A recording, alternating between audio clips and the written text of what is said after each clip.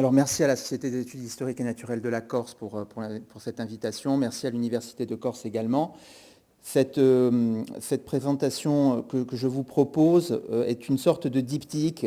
On avait récemment, au sein de l'université, évoqué un autre penseur de l'éco-philosophie, un autre penseur important, Bruno Latour. Et donc, c'était une sorte de retour au fondement, à l'origine des travaux qui ont été menés sur l'écologie au sein de la philosophie. Et pour parler de cette question du contrat naturel, je voudrais souligner que c'est une manière aussi d'intégrer ou de proposer une étude en lien avec les questions liées à l'Anthropocène, qui sont directement celles de l'UMR-LISA et qui s'inscrivent dans le parcours évoqué précédemment par le professeur Dimé. Alors Michel Serres, c'est un philosophe des sciences, exactement comme Bruno Latour, c'est-à-dire que sa spécialité, c'est d'étudier le lien, l'émergence de la science à partir de la Révolution française autour d'une notion qu'est le rationalisme. J'ai évoqué ça presque tout à l'heure. Il publie en 1990 un livre majeur, Le contrat naturel, dans lequel, en fait, il invite à repenser les liens entre l'homme et la nature. Et ces liens qu'il essaie de repenser autour de cette question, c'est parce que pendant très longtemps, l'homme, dans la conception chrétienne, se trouve au centre même du dispositif naturel. C'est lui qui est considéré, Michel Serres reprend le terme de Descartes, comme maître et possesseur de la nature, c'est lui qui a la responsabilité de la nature. Et donc, par définition, s'il est responsable de la nature, c'est lui qui en a l'autorité, c'est lui qui en a la puissance. En ce sens, repenser un contrat naturel, ça revient à repenser plusieurs choses. Et en particulier, la première chose que cela revient à penser, c'est la question du droit. Quel droit peut-il avoir lieu entre la nature et l'homme dès lors que je prends la nature comme un élément actant, comme un acteur au même titre que l'homme, et non pas à côté de l'homme. Ce n'est plus l'homme qui est seul responsable, la nature a des droits, la nature recouvre des droits, et par conséquent, elle se trouve au cœur même du dispositif écologique. Pour évoquer cela, je voudrais donc poser une question qu'on va développer ensemble, c'est comment ce contrat naturel, l'origine, le fondement de ce contrat naturel, s'est trouvé en Corse, au cœur, dès le XVIIIe siècle, de l'aménagement du territoire, du développement économique, des mutations et des différentes évolutions de la culture qu'a évoqué en particulier Marina tout à l'heure.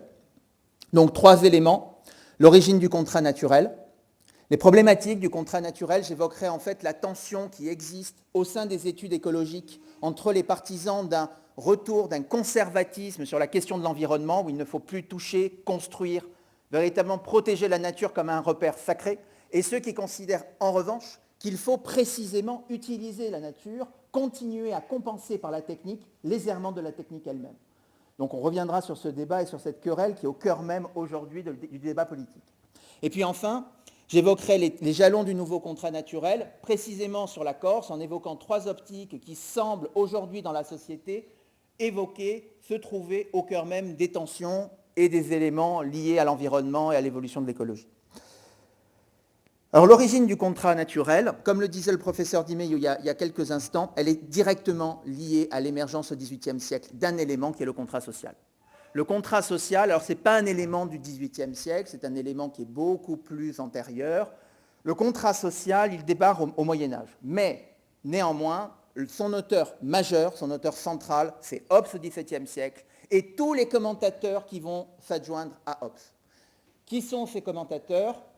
2 essentiellement, Locke d'un côté en Angleterre, Rousseau de l'autre. Moi je m'intéresserai essentiellement à Rousseau, puisque Rousseau a évoqué la Corse, donc ça tombe bien, on pourrait évoquer ce contrat naturel du XVIIIe siècle.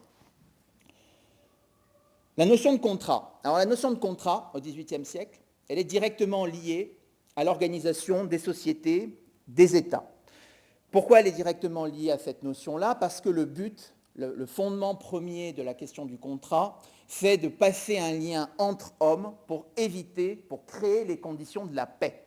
Pourquoi ? Parce que quand Hobbes fonde le contrat naturel, il considère que les hommes, en nature, sont liés par l'état de guerre.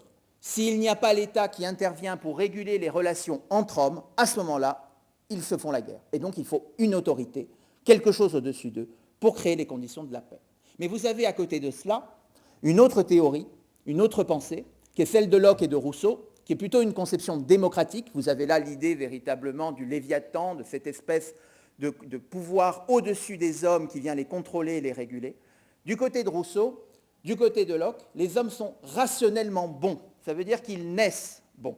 Et donc, ils créent les conditions de leur souverain bien. En écologie, ça voudrait dire quoi? Ça voudrait dire tout simplement qu'en réalité, les hommes voudraient tout simplement préserver leur milieu naturel. Et vous voyez bien que sur cette question-là, si on interroge les écologistes, ils vous diraient pas vraiment. Les hommes font tout le contraire. Et donc vous voyez bien que ces tensions qu'on retrouve au niveau du contrat, elles sont directement liées à la philosophie du contrat naturel lui-même. Il y a un autre élément, c'est que le contrat souvent est rangé du côté d'un accord, et d'un accord qui est totalement dépourvu de morale. Il est fondamentalement lié à la morale, puisque, par définition, un contrat, il vous donne des obligations, il vous donne des devoirs, et il vous donne un chemin à suivre. Donc, on ne peut pas départir le contrat de la morale, il est profondément éthique. Alors, il y a 3 éléments qui sont liés à cette question-là. Le premier élément autour du contrat, c'est que vous voyez, il y a 3 problèmes. Le premier, c'est que si on ne respecte plus dans l'Anthropocène la question des contrats naturels qui sont posés aujourd'hui, c'est parce qu'avec la raréfaction des ressources, on crée des famines, on crée des états de guerre, et par définition, on remet en cause le fondement même de l'État et de la société. Le deuxième point, c'est que cela remet en cause les libertés fondamentales. Dès l'instant où je ne peux plus utiliser ma voiture, dès l'instant où, par définition, l'énergie monte parce que les ressources se raréfient, je crée des tensions sociales dans un État. Et par définition, si je ne peux plus me déplacer, je ne peux plus avoir un travail, je ne peux plus consommer, etc., etc. Le troisième point, c'est la remise en cause de l'économie libérale. Ça découle directement des libertés fondamentales, puisque par définition, notre modèle est fondé sur le mouvement, il est fondé sur le déplacement, et il est fondé sur les échanges. Qui dit moins par définition de déplacement, dit moins d'échanges, et donc remet en cause le modèle de production qui est le nôtre. Le deuxième élément, c'est la notion de nature. La notion de nature, pourquoi? Parce qu'en fait, la notion de nature, c'est ce que évoquait tout à l'heure Marina quand elle parlait de la question du lien entre la culture et le milieu. Il y a un homme qui a eu un rôle majeur dans l'établissement des cultures et des États, c'est Montesquieu. Montesquieu, au XVIIIe siècle, qu'est-ce qu'il vous dit? C'est l'idée majeure de l'esprit des lois. Il vous dit, en réalité, dites-moi quelle géographie vous avez, je vous dirai quel sera votre régime politique, quelle sera votre langue, quelle sera votre religion, etc., etc. Mais dès l'instant où cette culture-là est remise en cause par l'Anthropocène, eh bien, par définition, elle remet en cause, elle ébranle l'ensemble des piliers des fondements de votre culture. Si, par définition, j'ai une situation où, par définition, je suis obligé de mener un exode pour éviter le réchauffement climatique, j'emporte certes avec moi ma culture, mais cette culture, elle va être éprouvée, elle va être remise en cause, elle va être de plus en plus menacée par les conditions même de l'exil. Je le disais, il y a plusieurs modèles au XVIIIe siècle. Il y en a 2 qui évoquent cette situation-là. Rousseau, projet de constitution pour la Corse, où il évoque précisément le lien de la nature pour organiser l'espace agricole et rural. Et le deuxième point, c'est Volney, dans l'état de physique de la Corse, qui évoque précisément, là aussi, cette rétroaction entre le territoire et la culture donnée. Et ça, c'est un élément majeur. Alors je vais directement à Volney pour vous montrer la dernière phrase et pour vous montrer ce que met l'éditeur en dessous. Vous voyez bien cette question d'action et de réaction entre un espace physique et une culture donnée. Alors bien sûr, Volney, lui, le fait pour remettre en cause la Corse, pour dire que les Corses sont remuants, belliqueux, etc. Mais vous voyez néanmoins que le point entre la nature et la culture est directement posé. Et ça s'inscrit dans la continuité de Montesquieu et de la pensée de Montesquieu. Donc ce contrat naturel, cette origine, elle part du XVIIIe siècle. Elle part du XVIIIe siècle et elle permet de poser un deuxième élément qui est toujours lié en fait à l'émergence de la société moderne, c'est en fait la question de la science. Qu'est-ce qu'on fait en quelque sorte des conséquences du progrès industriel et technique qui est hérité de la révolution industrielle? Pourquoi cela? Parce qu'en fait toute notre question aujourd'hui, elle repose là encore sur ce bilan qu'on peut faire de la société industrielle. Vous avez 2 formes de pensée. Vous avez la première pensée qui est plutôt celle de Michel Serres, qui serait de remettre en cause, ce que je vous disais tout à l'heure, la science comme bras armé au service de l'homme et des désirs de l'homme. Donc une volonté colonialiste, dont tu parlais tout à l'heure Marina, d'avancer de plus en plus pour conquérir des territoires, pour conquérir de plus en plus de performances, de marchés, d'espaces, et ainsi de hiérarchiser, de réguler, de rendre à une entreprise, à un pouvoir politique donné, un pouvoir sur autrui. Ça, c'est l'idée, la critique majeure de la pensée écologique. Donc, par définition, à ce moment-là, vous l'avez compris, il faut moins construire, puisque en construisant, on détruit de l'espace, on détruit des forêts. Il faut mieux répartir l'énergie qui est la nôtre, moins utiliser d'eau, moins utiliser d'électricité, donc moins consommer. Mais si vous consommez moins, vous avez également moins de richesse. Et si vous avez moins de richesse, par définition, vous avez moins de salaire. Et si vous avez moins de salaire, vous créez des conditions de révolte, d'insurrection, de remise en cause sociale. Et donc, par définition, on voit bien ici que le problème majeur auquel se pose l'antitechnicisme, et c'est pour ça, par exemple, que la pensée d'un Jean-Marc Jancovici ou autre n'arrive pas à trouver au sein de l'espace politique des résonances fortes, c'est que l'administration, par définition, étant fondée sur la rationalisation de l'espace, la compétitivité, la performance pour permettre aux gens de gagner de l'argent et donc d'augmenter leur pouvoir d'achat, de créer les conditions de la paix, ça ne peut pas fonctionner, puisque par définition, c'est antinomique avec l'idée même qui est la nôtre aujourd'hui dans l'économie libérale. La deuxième pensée que vous avez, donc ça c'est la phrase de Michel Serres, c'est celle que je vous disais tout à l'heure, c'est celle de cette maîtrise et possesseur de la nature que vous voyez. On le voit bien, la notion de guerre, la notion de propriété est là. Michel Serres n'en parle pas, mais je vous le dis néanmoins, il lie en fait la question du contrat à la pensée de Carl Schmitt. Merci. Comme vous êtes baladeur, je vous donne Merci. un micro-baladeur. À la pensée de Carl Schmitt, qui fonde en fait l'état de guerre comme fondement de l'humanité et qui répartit l'idée même de droit comme étant la situation de régulation de la guerre. Donc soit en fait le droit des gens se règle par un accord, soit il se règle par un conflit. On le voit récemment en Europe, sur un territoire qui n'est pas très loin de nous. Dès l'instant où vous remettez en cause les fondements du droit, par définition, il n'y a que la guerre pour le régler. Et c'est exactement ce qui se passe pour la propriété privée, pour la question liée à l'écologie, comment on règle un certain nombre de choses qui sont liées à la propriété, au fait que des gens possèdent un bien, mais que peut-être sur ce bien, ils font n'importe quoi, ils détruisent des arbres, ils détruisent un écosystème qui est nécessaire à la vie en commun. Et vous voyez qu'on rentre dans des contradictions qui créent les conditions précisément d'une crise.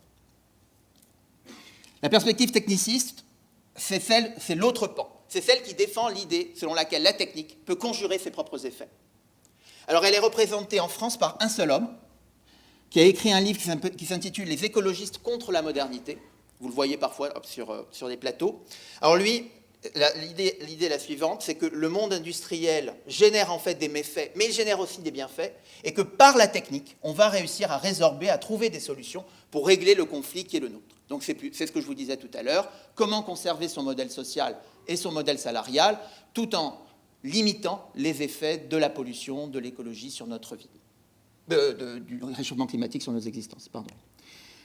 Ça me donne lieu à une typologie. Pourquoi une typologie? Parce que quand on avait fait la chose sur Bruno Latour, au sujet de la Corse, on m'avait dit que la Corse n'était pas concernée par les problèmes écologiques, qu'on était à l'abri. Or, en fait, c'est tout le contraire. Donc, je voulais juste montrer par ce biais-là que tous ces éléments que je viens de vous citer, vous les retrouvez précisément au cœur de tension sur le logement. Est-ce qu'on doit construire de la même façon? Est-ce qu'on doit continuer à construire? Est-ce qu'on utilise d'autres matériaux? Est-ce qu'on a les moyens de le faire avec d'autres matériaux? Vous le retrouvez sur les déchets. Quelle politique de déchets vous mettez en place? Quelle politique vous ne mettez pas en place pour réguler l'espace économique? Les transports, est-ce que vous utilisez toujours les mêmes transports en sachant que le carbone va se raréfier et que par définition, si on n'utilise pas l'électricité, il n'y aura peut-être pas les moyens de continuer à avoir la même quantité de transport et de déplacement? Donc pour une île qui repose sur le tourisme, c'est un problème. Quel type d'agriculture?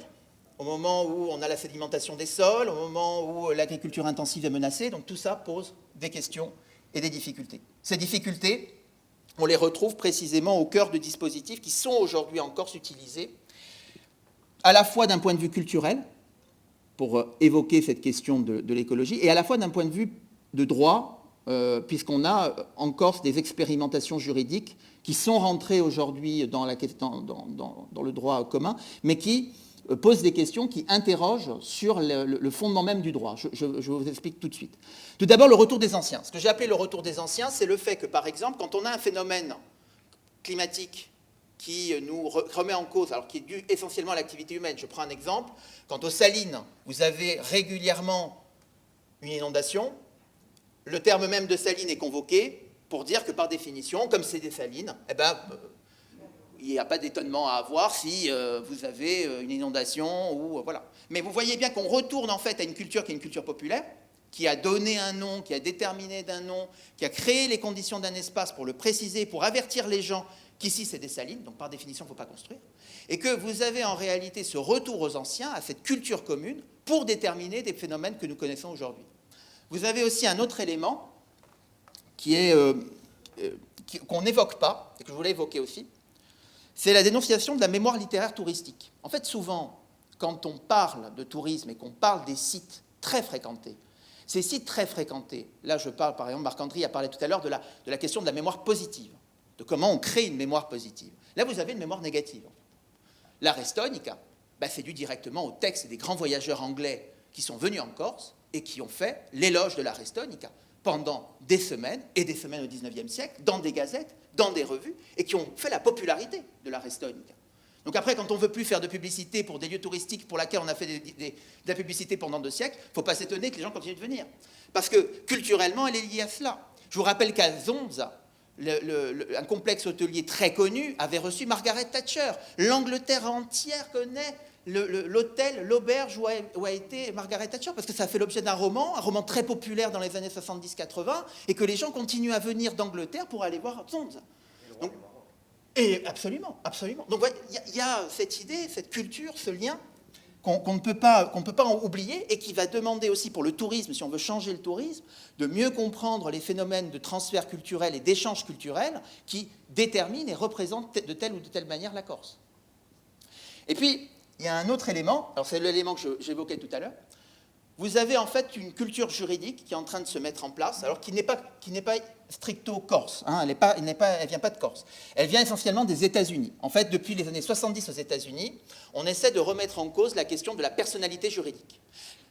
Essentiellement, dans la pensée classique, dans la pensée canonique romaine, la personnalité juridique, c'est vous, moi, c'est-à-dire un particulier, un humain, un être qui mène des actions et qui a donc la responsabilité de son action.